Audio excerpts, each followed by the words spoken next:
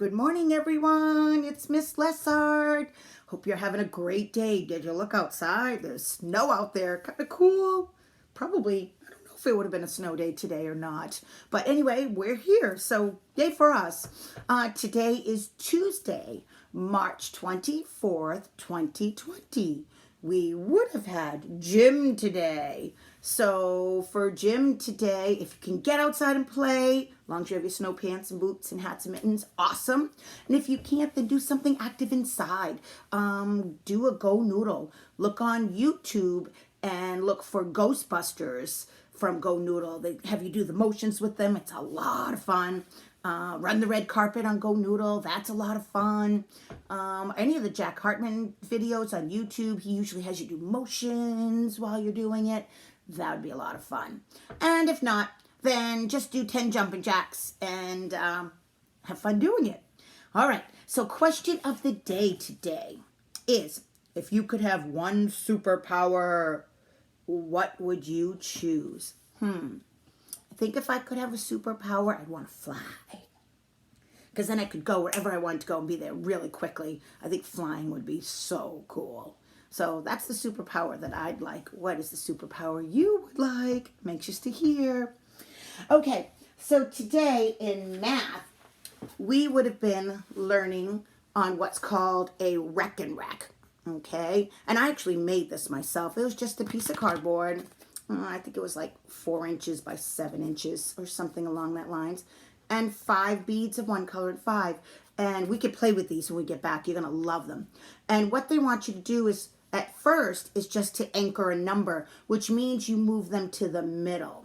So on the top one, if I would have said, show me 8 beads, you would move them to the middle. 1, 2, 3, 4, 5. Ooh, I'm all done the blue, so now I got to keep them there, but go to the red. 6, 7, 8. And that's how I would get my 8. Now, you could also be super creative and say, wow, I also know when we did our part whole that 4 and 4 make 8. So I could go 1, 2, 3, 4 in the middle, 5, 6, 7, 8. And that also makes 8. And so we would take time to experiment. How about 1, 2, 3 blues, 4, 5, 6, 7, 8. So you could practice all different kinds of ways to make them. And it could be a simple number like 3. 1, 2, 3 on the bottom. That's it. Okay, so this is what's called a reckon wreck. It reminds me a lot, moms and dads and Grammys, of the abacus that we used to have, which was this big wooden thing with beads that we used to move to count. So here was the sheet that we would have done today. And they would have asked you to move 8 just like I did, and 3 just like I did. And this is how many on the top line, and this is how many on the bottom line. And then they were going to ask you how to move in the middle 5 and 6, then 2 and 7, then 4 and 9. So you could actually even draw this on a piece of paper, okay? And then they told you to use crayons, and you would have just colored in the middle. You would have made circles in the middle. So I'm going to leave this here so you can maybe freeze me and write these down. 8 and 3, 5 and 6, 2 and 7, 4 and 9. If you want to do this at home, this is anchoring to 5 and 10. And I want to show you what I did, because if you do not have a reckon wreck, which I doubt you do, I just took a cookie sheet and I have 5 black forks and 5 black forks on the bottom. And on this side I have 5 clear. You could use Legos, you could use beads, and 5 more. And then on my cookie sheet, I just put aluminum foil and I drew the line. And so I could move into the middle, let's say 2 on this side if I wanted to get the number 4, and then 2 on this side and move them to the middle. And that would be pretty similar to using a reckon wreck. And you could be creative. Anything you have 5 of one color and 5 of another color, and you can even draw a line on a piece of paper and just move them to the middle, just like we were moving the beads. So when we get back, I promise we'll play with them. You'll love that.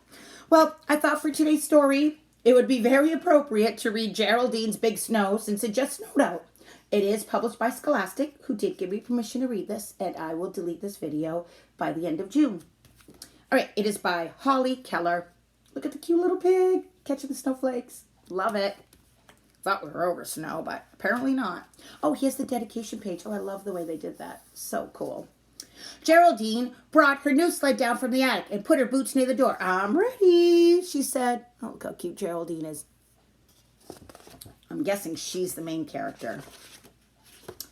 It will come faster if you don't watch so much, Mama told her. But Geraldine wanted to watch. Oh, her mom's another character. Tell me again what Papa heard on the radio, she said. Well, this is the last time, Geraldine, Mama scolded. He heard there's a big storm coming, and there will be at least a foot of snow. Ooh, a foot of snow. Do you know how many inches a foot is? We have not learned that yet. That is 12 inches. How much is a foot? Geraldine asked. Mama held out her hands. She kind of showed her. Wow, Geraldine said, sucking her cheeks. But when? Soon, said Mama, very soon. Geraldine put on her hat and her jacket. I'm going outside to wait. Good, Mama said. Well, she's a little excited. Hello, Geraldine, said Mrs. Wilson. Ooh, we got another character. Who is coming home from the market? You bought a lot of apples, Geraldine said. Mrs. Wilson nodded. It'll be hard to go shopping when the snow comes. Geraldine walked along with her eyes on the sky till she bumped into Mr. Peters. Oh, we got more characters. Who was coming home from the library? So look right here. There's Mrs. Wilson. And look right here, Mr. Peters. Afternoon, Geraldine, Mr. Peters grumbled as he picked up his books. Oh, I'm sorry, Geraldine said. I was watching for the snow. And Mr. Peters cleared his throat. Better get plenty of good books to read. Geraldine stopped to watch Mr. Harper put seeds in the bird seeder. Birds get hungry in the snow, he said. Oh, look at, so we already knew about Mr. Peters in the library. But right here's Mr. Harper. He's putting seeds for the little birds. That's a great idea. Uncle Albert, oh, a lot of characters in this book, was attaching the snowplow to his truck. He waved to Geraldine, and Geraldine waved back. Geraldine started to sing, it's coming, it's coming, it's coming. She sang all the way home and watched the sky. Love that she's singing. Uncle Albert, putting the plow on. You probably have uncles with a snowplow. But by supper time, there was still no snow, and Geraldine was weary from watching. Maybe it isn't really coming, she said. Maybe the man on the radio was wrong. Maybe Mrs. Wilson, Mr. Peters, Mr. Harper, and Uncle Robert are all wrong. She's feeling pretty sad. Geraldine took a last look out the window. A star was hiding behind a cloud, and she watched it until she fell asleep. It might have been you last night. Then, in the night, it came, soft and quietly.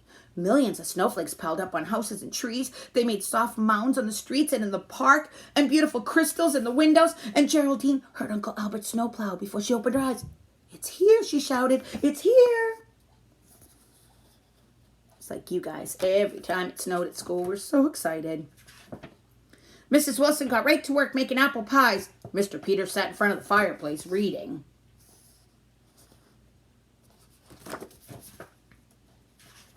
Mr. Harper counted 11 finches and 3 cardinals at his bird feeder, and Geraldine took her sled to the top of the highest hill in the park.